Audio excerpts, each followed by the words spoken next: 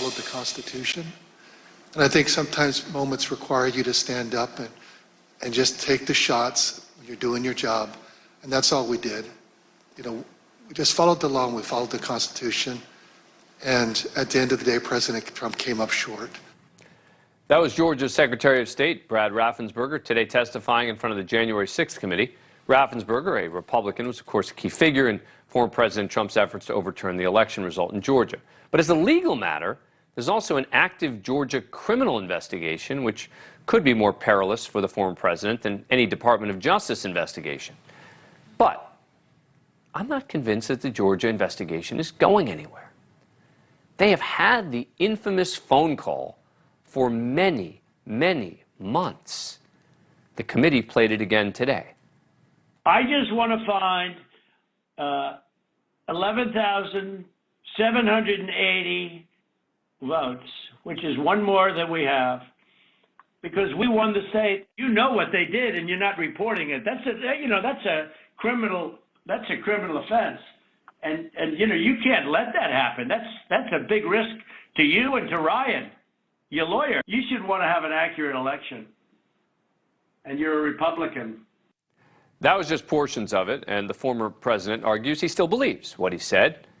Nearly 8 weeks ago, a special grand jury was selected in Fulton County to examine whether Trump and others illegally tried to influence the election in Georgia. Remember, it's a different question from whether it was right or wrong to do what he did. Now, I believe those hoping that the hearings and that investigation will lead to an indictment of President Trump in Georgia will likely end up sorely disappointed for these reasons. This is a special grand jury, meaning it cannot indict anyone. They are just going to write a report that assesses whether they think a prosecutor should pursue a real grand jury indictment. This is basically an advisory committee with subpoena power. And since they have had that recorded call for such a long time, why did it take so long to impanel the grand jury? Only last month. 16 months after the call. They're just now beginning to assess whether they think that a prosecutor should or should not seek an indictment. The flip side is the special grand jury's been busy. Last month, it sent out around 50 subpoenas, including to Secretary of State Raffensperger, the state's chief operating officer, Gabe Sterling, general counsel Ryan German, and former head of Elections Division, Chris Harvey, some of whom told their stories publicly today. But joining me now is someone who knows the players and Georgia law better than me, Lindsey Barron, former assistant United States attorney in the Northern District of Georgia. Lindsey, thank you very much for coming on the program. Appreciate it. All right, so you apparently think that this grand jury is a bigger deal than I am laying out. Why? Well, if you're going to aim for the king, you cannot miss. And DA Fani Willis understands that. She understands that if she is going to indict the president, she has to know exactly what every single witness is going to say. And they've not been able to do that now. The overwhelming majority of witnesses have refused to cooperate. They've refused to give voluntary interviews. And so she needs subpoena power. And so Brad Raffensperger went on Meet the Press at the end of October last year and said, I'm happy to talk to her. If she wants to interview me, she's going to have to go through the process and get a grand jury subpoena. And so there's a process that's involved for her to be able to do that. And so in January, she went to the chief judge of the Fulton County Superior Court, asked him permission to impanel a special grand jury. He then had to get a majority of the judges on that court to agree that it was appropriate and that there was cause.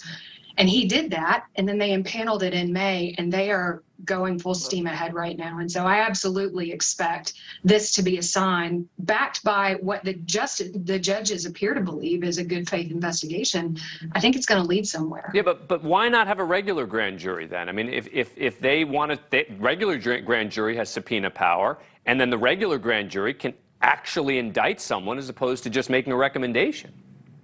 Right. So a special grand jury, their job is just to investigate. And you usually only do this, is state and federal. You would usually only use a special grand jury if it's a really complicated, legally and factual. But this isn't complicated. They've had the recording forever. This isn't a complicated case. I agree with you that if all we're looking at is what is said on that tape, that's true. But remember what she's investigating. She's investigating a conspiracy, which means she has to understand more than just what Donald Trump said. She has to know who else was involved. And that's where it's been sticky, because getting inside the White House, where they've claimed attorney-client privilege, where they've claimed executive privilege, they haven't been able to pierce that. And a grand jury is the only way to be able to determine exactly how broad this investigation is. And remember, too, she's gone on record as saying that she is also investigating an earlier call by Senator Lindsey Graham to Raffensperger regarding the mail-in ballots. Yeah, and then the abrupt resignation of BJ Pak. Right. But I know she's saying that. She's saying a lot of things, I think, to appease a base that wants to see Donald Trump indicted, right? And I think she has to say these things. But it does seem to me, again, when you're talking about this much after the fact, what could possibly be the defense, the explanation for her to wait this long to impanel even this special grand jury you're talking about, when supposedly, again, the phone call was available over a year earlier? Because the former president's defense is going to be that he wasn't intending to obstruct or impede. He wasn't trying. I mean, he's going to say all of these things. Right. And so, like I said, before she indicts, she needs to know what every single witness is going to say. Right, but why not do that earlier?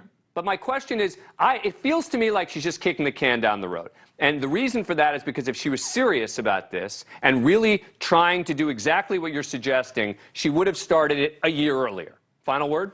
I think she did start it a year earlier. Remember that her office and GBI and the investigators have been investigating this for a year, but they couldn't get cooperation from the hundreds of witnesses they needed to talk to. Yeah. And so this is the nuclear option she had to pull. Yeah, but that's why you would have gotten a grand jury a long time ago to do that. But anyway, Lindsey Barron, thank you very much for coming on the program. Appreciate it. Thank you. Coming up, thank you for watching. Click the red subscribe button below so you can get more of NewsNation's fact-driven, unbiased coverage.